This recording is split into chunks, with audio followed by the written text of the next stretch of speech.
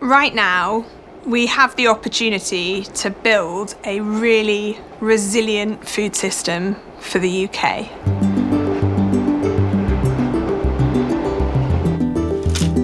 When we started Grow Up almost 10 years ago, we would cycle down to our first small farm, harvest the crop, put it in a trailer on the back of the bike and cycle it over to Borough Market where we would sell into the restaurants. And then within 2 years, we were selling our crops and our products into restaurants and grocery stores and retailers across London. And it was through that experience that we knew that we had this fantastic quality crop, these amazing leafy greens that people loved. And the challenge for us then was, how do we scale that up and really take the business to the next stage?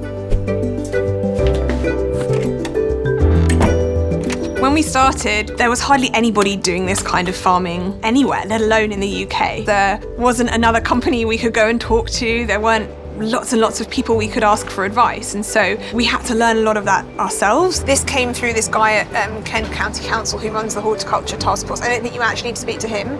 I think it's someone at NIAB that you need to speak to. Just see who I've been talking to. Barclays and Unreasonable created Unreasonable Impact to really help support high growth stage ventures. The criteria typically revolves around, what is the business premise? Is the business generating an impact on society? There's really strict controls for people coming in, but also for materials. And then once you're inside, you'll see actually a lot of the lines are fully automated. And that impact can be on the environment, job creation, and ultimately there needs to be an underlying problem that they're trying to solve. We got more challenge regarding cleaning because the shape of the seed is different. Yeah. Presumably also where it's placed in the room makes a difference, and what space you've got around it. As a Barclays employee, being an unreasonable mentor is an incredibly rewarding experience. You really get to immerse yourself in some of these day-to-day challenges these high-growth stage ventures have, and being able to help them collaboratively to solve some of these issues is truly rewarding.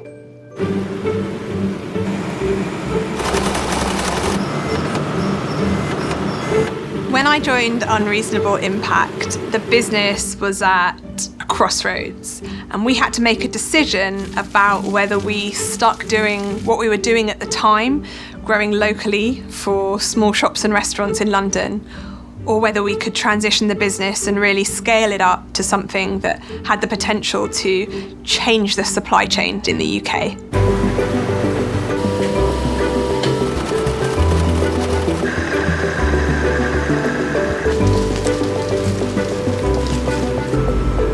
About how we used to do it at Unit 84, the fact that this is all automated and people can then spend their time working on the crop rather than travelling to and from the benches. We've spent 10 years perfecting the way that you grow crops in controlled indoor environments. But I don't think there's any one way that we're going to be growing food in the future.